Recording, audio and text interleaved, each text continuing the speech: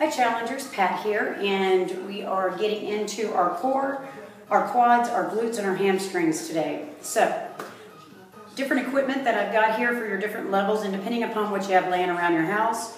Most people don't have a gym in their home, and so you may have a couple of items laying around that you can use for this exercise.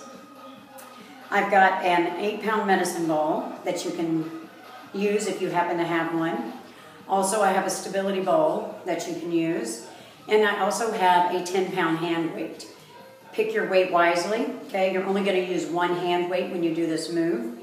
And then if you don't have any equipment at all, grab one of your kids' bouncy balls or volleyball or something like that. You pretty much just need something in your hand that you're using to guide where your movement is going. So, and I'll show you levels 1 and level 2. Only 2 levels available in this because I'm not putting any jumps in here today.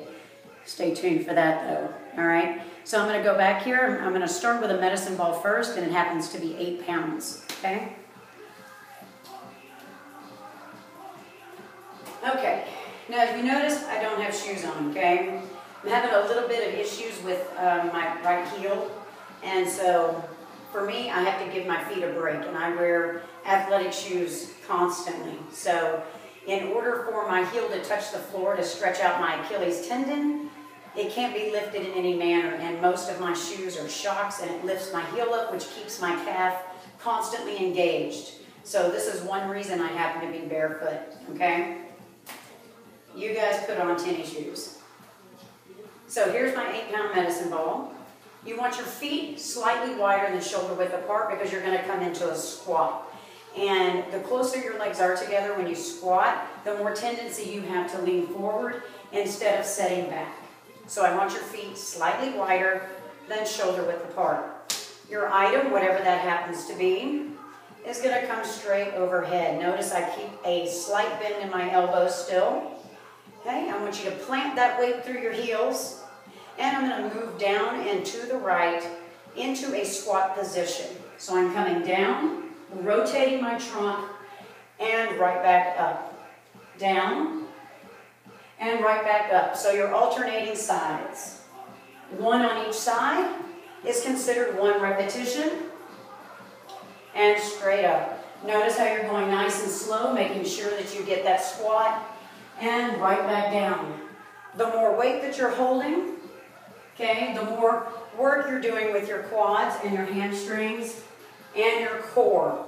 So just down, and I want you to reach for the outside of that foot. And lift. Good. And up. So that is your medicine ball. Next I'm going to go to the hand weight. Now your hand weight, just 1. You want to make sure you have your hands on both sides. Ends of the hand weight, all right? When this goes to the outside of the foot, it's actually going to rotate. That's going to engage that abdominal region, okay? Again, pick your weight wisely because you are lifting it up overhead.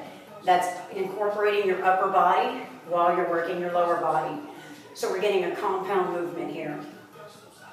Weight through your heels, slight bend in your knees, slightly wider than shoulder width apart. Taking that weight up overhead, nice and easy, making sure you got a good grip. And then we're coming down, rotating, and up. You're pushing those glutes back and pushing the weight through the heels as you come back up. Now I'm going to show you from a side position.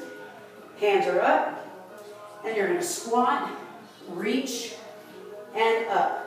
You should feel that slight rocking motion back in your heels when you lift straight up. And lift. And lift. Good. Again, both sides. Right and left counts as 1. So what I want you to aim for here is 12 to 15 reps again. And if you're counting each repetition, then you're going for 24 to 30. Okay, so it depends on how you like to count. Some people lose count unless they're counting every single one. And then some people like to count 1 complete set. So that's the difference for the 2 numbers. Now I'm going to use a stability ball. And I'm going to show you level 2. What you can do to also get those lower abs while you're working those transverse abdominis, getting the upper body and the rotation as well, okay? So your stability ball. Not much weight to these. Whole purpose of holding this is just it's going to guide you directionally for this exercise. Okay, ball is straight up. Again, make sure you got a good grip on it or else it's going to get away from you, okay? Feet shoulder width apart, abs are sucked in nice and tight, weight through the heels.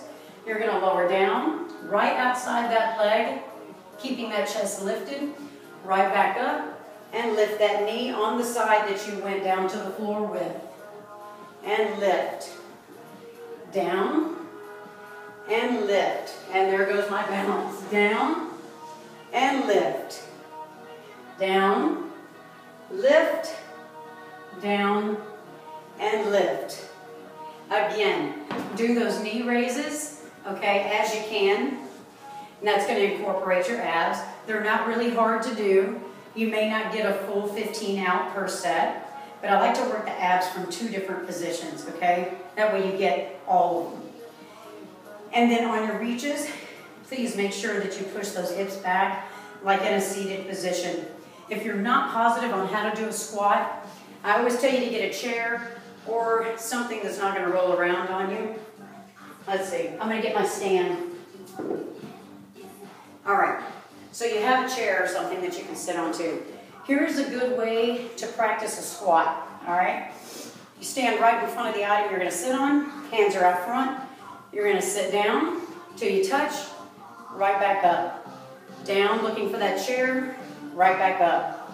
From a side position, right in front of that item. Hands are out. You're sitting down, pushing back, pushing the hips back, keeping a straight line from your shoulder to your hip. Right back up. Down, and right back up. You can do it with a chair, you can do it with a bench, you can do it on your couch. And what it's going to do is help you get the correct form for your squats before you start adding any equipment into it and knee lifts and all that good stuff. So if you're not familiar with squatting, then for today, stick with the squatting and do 12 to 15 of those. Take your break and then come right back into it and do it again. 3 sets, all right? Because you're getting both sides of the body within that 1 set. So we're going to do it 3 times. If you have any questions, please comment, email me, private message me. You guys are doing pretty good about that. And that's it for today. So I will catch you guys later. Come over here and shut this off now. Bye.